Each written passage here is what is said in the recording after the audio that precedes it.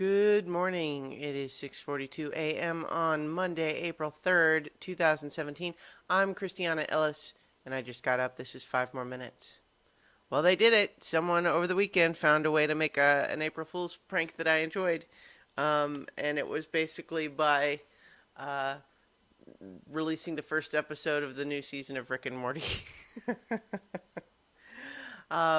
When season 3 of Rick and Morty would come has been it's long awaited, you might say, and certainly the one of the show's creators, Dan Harmon, has it's become a thing with him on Twitter of people asking him like, "Well, when's season 3 coming? When's season 3 coming?" and that sort of thing. Uh, but apparently on April Fool's Day, they decided, you know what? We're just going to randomly, with no advance notice, just put the episode on, and that's it. And so the joke is that people won't believe that it's real. It's deconstructionist April Fools, where the idea is you really are putting out something that people really want, but it feels like it must be a joke, and so that's kind of funny. And then of course, to in order to not make it sting too much, they repeated it several times in order to make sure that there wasn't going to be anyone who gets really actually upset about not having been able to see it.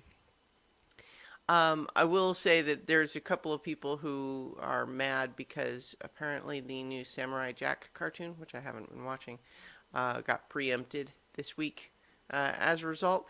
And I could understand if someone's a fan of Samurai Jack and not a fan of Rick and Morty that they have to wait another week for their new episodes. Like I get it, but at some point you kind of have to keep these things in perspective. But boy, I'm just like so glad to have a new Rick and Morty, and I kind of celebrated by spending most of Sunday watching seasons 1 and 2 of Rick and Morty. I didn't quite get through season 2. But boy, that's a show that I really like. It's hilarious and clever and surprisingly poignant at times. But part of what's happening there, I think, is its deliberate refusal to let you draw easy conclusions about the morality of and the heart of the show. Meaning, the main, one of the main characters, Rick, is so obnoxious, dangerous, inconsiderate, sociopathic, reckless. I'm trying to think of more words.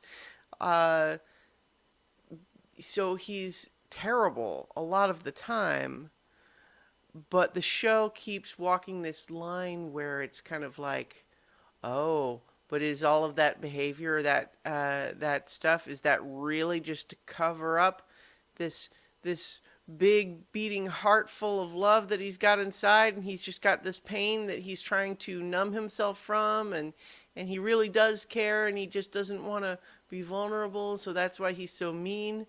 Or no, is maybe he is actually just mean and selfish, and really that's just all it is. And it's like, does he really love Morty and Summer, or is it really just about keeping them handy because they help him with stuff?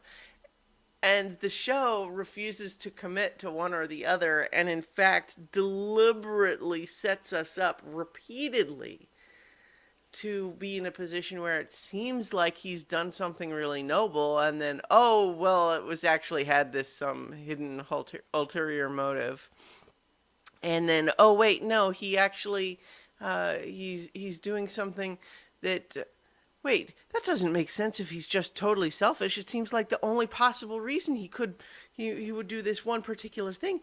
Why would he ever do that if not for the fact that he really loves his grandkids? He's giving up on this thing he said he wanted in order to save Morty and Summer. Oh, but turns out that was actually part of his plan all along.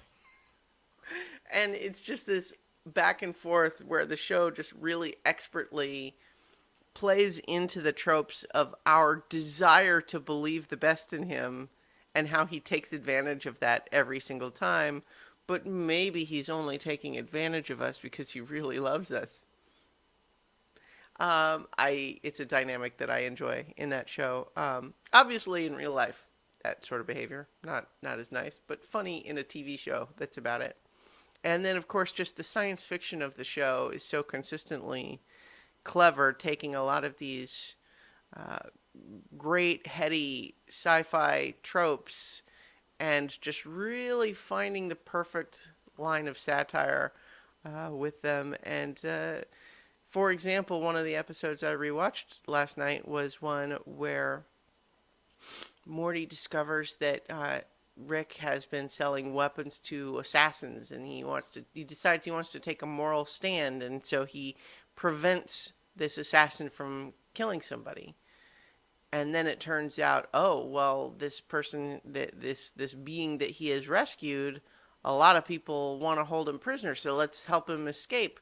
But in the process, so many more innocent people are getting killed, and there's so much destruction as a result of them trying to rescue this one guy. And Rick is kind of consistently pointing out to Morty, he's like, see, are you happy you got involved now? Look at all of these people who are dead because of your decisions.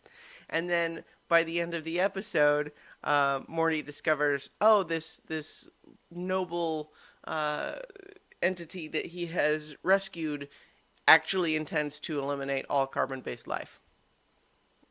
And so ultimately it made the whole thing meaningless because he decided to then kill this entity himself in order to save all of carbon-based life. But it just sort of like, if he had just kept his hands clean and stayed out of it, it would have been a better outcome for almost everybody. Um, and I thought that was just kind of a fun episode of kind of lampshading the triter elements of that sort of superhero morality, and getting a lot of mileage out of refusing to commit to easy answers, which is something I appreciate. And then, of course, it's just super funny. So if you are not already a fan of Rick and Morty, I am. I encourage you to check it out. Um, yeah. So I will talk to you tomorrow for 5 more minutes.